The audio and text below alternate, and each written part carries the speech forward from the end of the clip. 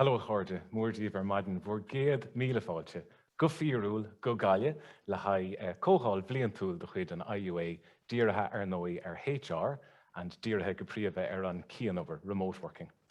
Tá cáil ar a gaiileh ar chathair na drab as an fáilte mhuir críol a chuirimid ribh cuairtóirí. Far réir, tá aféil ar an nachhuiile muid in ann fáilte thuirt riomh díirichan seo in bheithin ar láthair ach tá súlagan go mraithim sibh go bhfuil sibh in our ggóiliúidir le linn an lé. Friends, you're very, very welcome to the IUA conference, the 19th IUA annual conference on HR, focused this year on remote working and how to stay connected in this new working context. And we certainly all need to learn how to do that. My name is John Caulfield. I'm your MC for the day. I'm the Director of Strategy Implementation at NUI Galway, and I'm delighted to be fear an tea, keeping an order on the programme, agus fear a chlog. That's my most important job, keeping an eye on the time as well. We're already a few minutes late, Tig. One of my biggest jobs today is to make sure to connect you, our audience, and Tig, if you can, could you pull them up on screen? Let's have a look at them, to connect you to what's going on in the room here. So for example, we will have polls, we'll have Q&As, most important. So please do give us questions throughout the day via the Zoom chat. We'll have a breakout session and we'll have spot prizes during the day, and you don't want to miss them. They're in the second half of the day and there's some really lovely prizes in there. I want to thank my colleagues and commend my HR colleagues for pulling this together. A big team have been working on it in the middle of a cyber attack, let me say, led ably, of course, by our Director of HR, Josephine Hines, who will be up later on in the day to speak to you. Okay, hello, you turned on your cameras, fantastic. I'm looking into offices, I'm looking into people's gardens. I can see art on the wall, but I can also see a lot of blank screens yet, people feeling a little bit bleary-eyed in the morning before turning on their camera, and I can understand that too. Delighted to see all your names. Please do check and make sure your name is coming up as your name. It's not your daughter didn't log in on your account, or your husband, or it's not your staff ID. If you feel like it, throw in beside your name where you are, just so we have a sense of where around the country or perhaps around the world people are joining us from. Okay, we're delighted with that. Okay, and please do stay involved. We have a jam-packed, dynamic and varied program. We have HR experts, business leaders, we have professors, we have pizza makers, we have chocolatiers, we have mediators, we have well-being experts, we have entrepreneur amplifiers, we have burnout strategists, we have psychotherapists, we have Olympians, we have Paralympians, we have Brent Pope, for God's sake. So we have a great day and we have something for everybody, and I'm sure that everybody will leave today having learned something and feeling really empowered about connecting in this new working landscape. Okay, I'd like to set the scene, test the temperature in the room with our poll, Tig, if you don't mind. So we'll give you a few minutes to ponder and answer this question. And the question, when it comes up on your screen, will be, from your perspective, looking ahead, do you feel this new hybrid working environment will have a net positive impact on team dynamics or a net negative impact on team dynamics? What do we mean by team dynamics? Morale on the team, motivation on the team, your ability to work effectively as a team. From your perspective, are you concerned that remote working will have a net negative impact on that? Or are you quite confident that it will have a net positive impact on these things? Tig, is the poll live? Yeah. Yes, it's live. Okay, so you should see it up on your screen. And please, oh, there it is.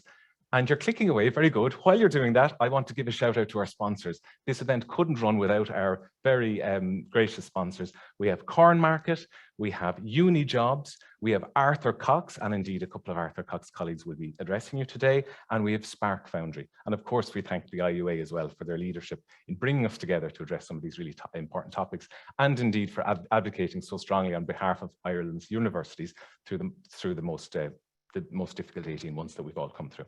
Okay, let's close the poll. We've got a really positive, optimistic bunch. Fantastic. So a majority of you folks, 64%, think it'll have a net positive impact. What will you get from the day? Well, I hope you'll learn a lot from our speakers around some of those tips, tools, and techniques about really addressing questions of work-life balance, addressing questions of well-being, making sure those tips to keep staff motivated and connected at this time. The more skeptical, maybe pessimistic or concerned people, there is a share there, 13%. We want to show you through the examples and experience of others how you can make remote working work better. And we hope as well you'll pick up some of that experience along the way. And there are a few of you about the same yet to be convinced. Anyway, there's something for everybody today. We really hope you enjoy the day. Okay, let me introduce our first speaker, hÓgartaigh. Coming to us via Zoom, we have Professor Ciarán hÓgartaigh, President of NUI Galway and current Chair of the IUA. Thank you, Ciarán. Ciarán, a native of Galway, returned to Galway in 2018 to lead up NUI Galway, his alma mater. He came from a distinguished career of many years, Professor of Accounting in different countries, but prior to NUI Galway was head of the Smurfit Business School in UCD. Guided by a strong moral compass and the belief in core human values, Ciarán has led and stewarded our university through 18 very difficult months, which obviously stand out as some of the most challenging years in the university's 175-year history. On top of the COVID, we of course have had to be dealing with a cyber attack of all things, and we're slowly still emerging out of that. Okay, Ciarán, I know you want to welcome delegates, and know you want to give a kickstart to the conference, so over to you. Thank you. Thanks, John. Gomín Market Gasan, Fáilte Villig, and thank you for the very kind introduction. I'm glad somebody noticed the tone, and John works with Josephine and myself very closely, and very pleased to welcome you all to Galway. Gafirul Maratashe, Farrier Sanamata. And I just particularly like to thank you all for joining us today, and looking forward to what is a very, very jam-packed and busy seminar and webinar and sets of speakers for this conference. And I just wanted to make three points, or to make three remarks, if you like, in the context of what's planned. So the first is that very often we talk about our best asset, and I prefer to say our best resource, is our people. And that's undoubtedly true. We are knowledge organizations, and the best of what we have is in our people. And if you think about it, particularly in universities, we have people who offer research, teaching, professional support, and everything that the university does happens through our people. And our students, our other stakeholders, engage with us through our people. So we've been saying that sense of the Kavanagh poem of wherever life pours ordinary plenty, that every single engagement, every single relationship with a student or a stakeholder, it matters, and that it's important, therefore, that that is done in a professional way, in a kind way, and in a way that reflects the excellence of the institution. And I think that's particularly important at the moment. I think in the last 18 months, we've come to know that there is no such thing as the university.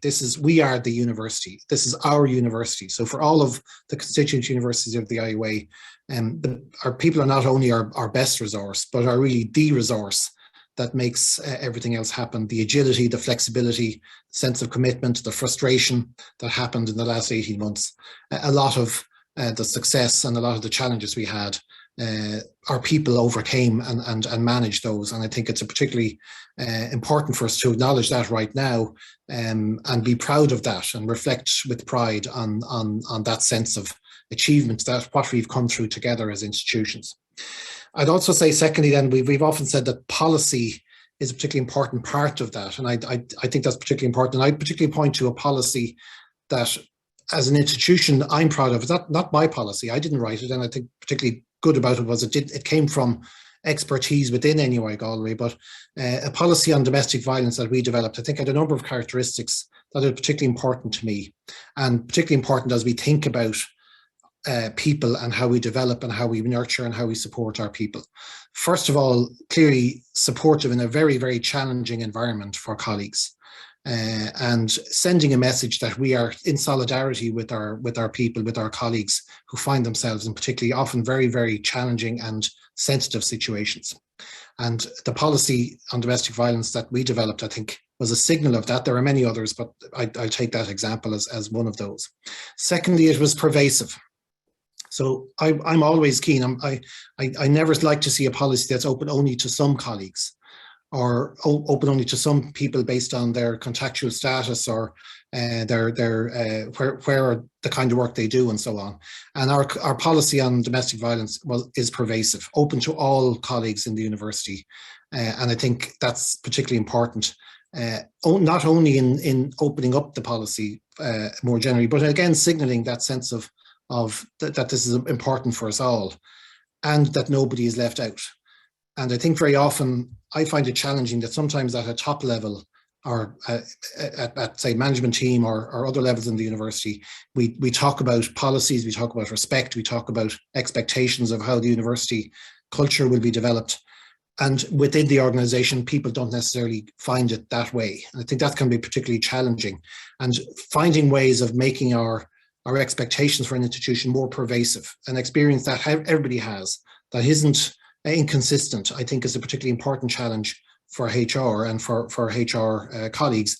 And I think likewise today, the remote working policy, similarly to me, should be open to all, should be pervasive, and therefore the pace of how we go will need to be different and need to be accommodate everybody at a different pace. And I think there's a tendency, and we had a very interesting discussion at the IUA Council meeting when it was in NUI Galway about 2 weeks ago, about how we manage coming back to campus.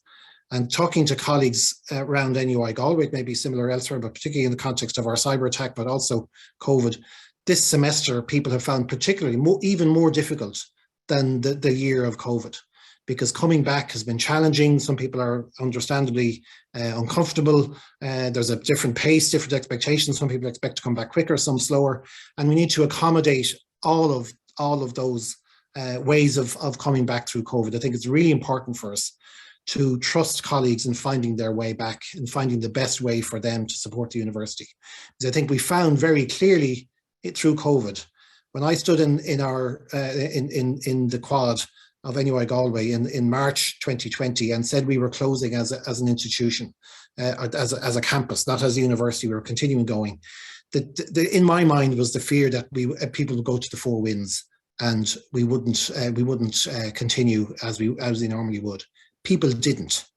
People really put in a lot of work over the last 18 months, kept teaching, research and other things going in really challenging times without the panoptic view of looking over their shoulder. They did it from home, they did it from their kitchen tables, they did it from different contexts. So we can trust people to do the job, and similarly we can trust people in a hybrid context to find their own way to do the job in the best way they can. And I think today hopefully we'll discuss that further. But that's my view of it. I think it's not everybody's view, but I think my view of it is that COVID showed, as we always knew, that in a knowledge institution, people are really important. They do all kinds of things without being scrutinized over their shoulder. And similarly in COVID, we did the same, even to a greater extent than we normally do.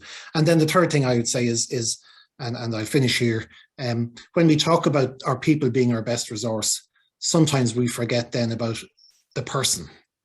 And we use the plural of people, when in fact we should always think about the person at the heart of that. So our people, every single fragment of people, every single singular of the plural of people is a person. And I think today I really welcome the idea that we're focusing on the person as part of the agenda, and a lot of what you're looking at is well-being and the person at the heart of that. So I congratulate you all for the work you're doing, hÓgartaigh. I look forward to hearing about a very interesting, I'm sure, day. I thank all my colleagues for the work ongoing, and people are no doubt our best resource, and the person in that is really important to us. Every person in our organisation is important in that context. They constitute together our people. So Gamil Mahaguf, Ganari Liv, Agus hÓgartaigh, Agus Rakim Ereshka Di John, Leshin Credella Den La Shuru. Thanks, John. Ciarán agus grúmad hain as do chuid cheannacht le blian go leith nuas. Ciarán there saying that the person is the heart of it. I think our program has certainly put the person at the heart.